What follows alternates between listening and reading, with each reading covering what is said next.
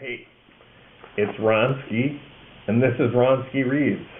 Today I'm going to be reading from the Grimm fairy tales, and I'm going to read a familiar one, Puss in Boots. A miller had 3 sons, a mill, a donkey, and a cat. The sons had to grind grain, the donkey had to haul the grain and carry away the flour, and the cat had to catch the mice. When the miller died, the 3 sons divided the inheritance. The oldest received the mill, the second the donkey, and nothing was left for the third but the cat. This made the youngest sad, and he said to himself, "I certainly got the worst part of the bargain. My older brother can grind wheat, my second brother can ride his donkey. What can I do with the cat? Once I make a pair of gloves out of its fur, it's all over." The cat, who had understood it all, said, all that he had said, began to speak. "Listen, there's no need to kill me when all you'll get will be a pair of 4 gloves for my fur. Have some boots made for me instead, then I'll be able to go out, mix with people, and help you before you know it." The miller's son was surprised that the cat could speak like that, but since the shoemaker happened to be walking by, he called him inside, and he had him measure a pair of boots for the cat. When the boots were finished, the cat put them on. After that, he took a sack, filled the bottom with grains of wheat, and attached a piece of cord to the top, which he could pull to close it. Then he slung the sack over his back and walked out the door on 2 legs like a human being.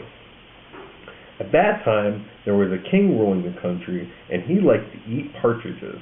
However, there was a grave situation because no one had been able to catch a single partridge. The whole forest was full of them, but they frightened so easily that none of the huntsmen had been able to get near them. The cat knew this and thought he could do much better than the huntsmen. When he entered the forest, he opened the sack, spread the grains of wheat on the ground, placed the cord in the grass, and strung it out behind a hedge. Then he crawled in back of the hedge, hid himself, and lay in wait. Soon the partridges came running, found the wheat, hopped in the sack, one after the other. When a good number were inside, the cat pulled the cord.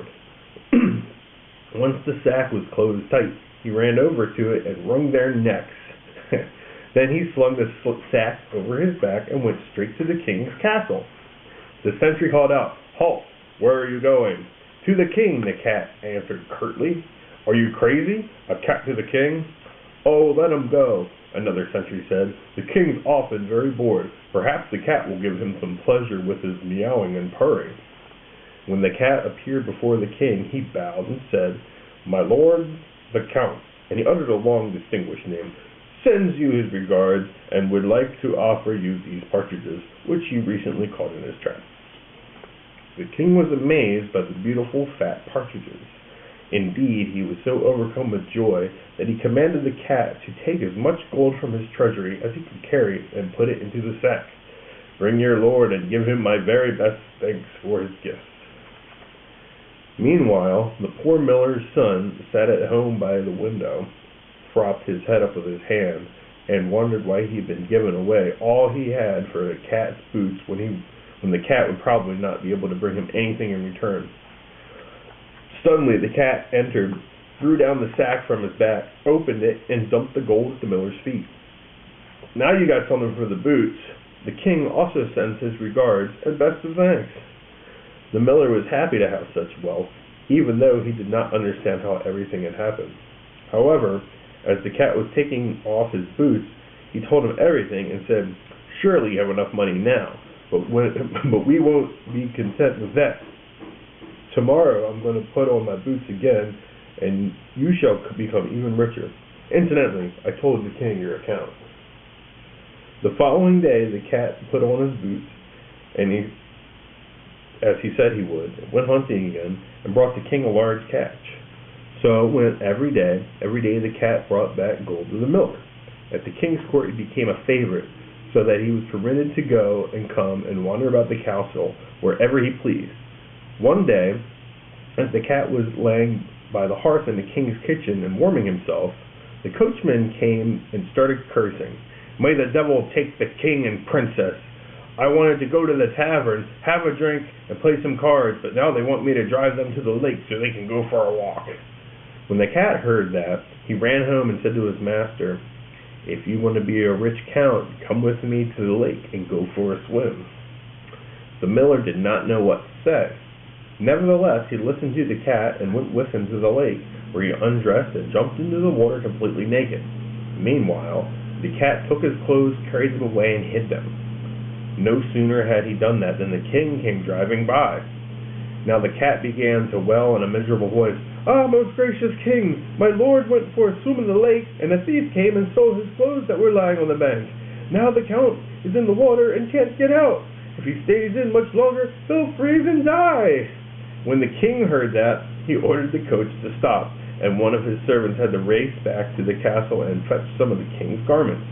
The count put on the splendid clothes, and since the king had already taken a liking to him because of the partridges that he believed had been sent by the count, he asked the young man to sit down next to him on the couch.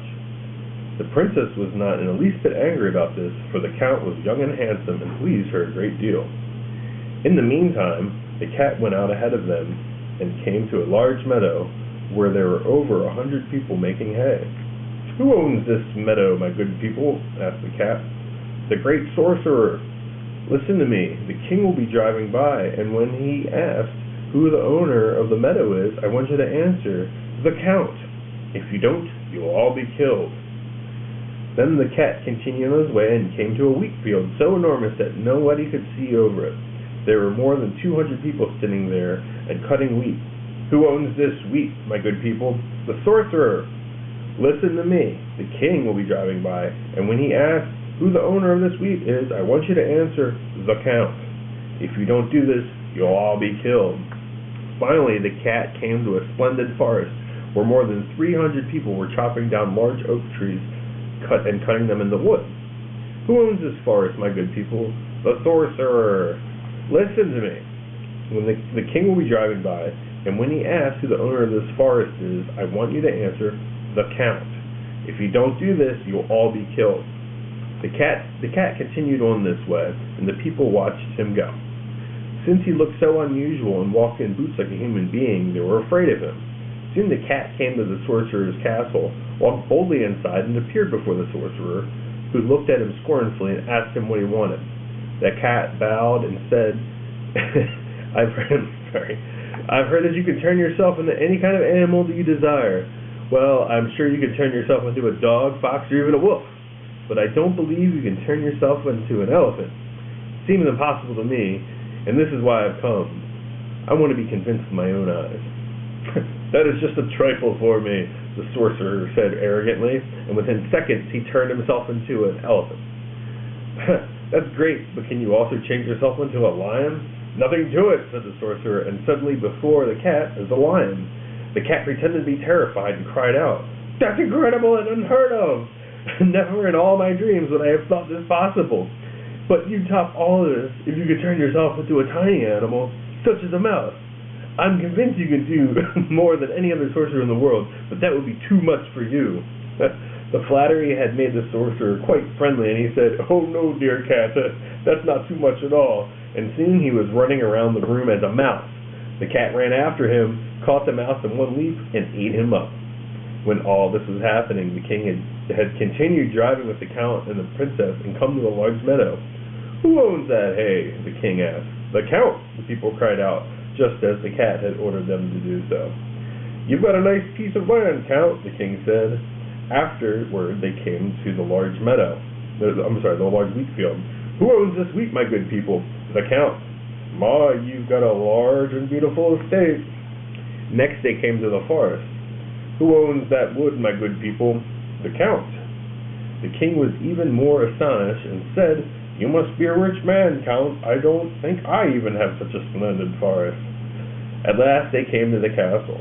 The cat stood at the top of the stairs, and when the coach stopped below, he ran down, opened the door, and said, "Your Majesty, you've arrived at the castle of my lord the count. This honor will make him happy for the rest of his life." The king climbed out of the coach and was amazed by the magnificent building.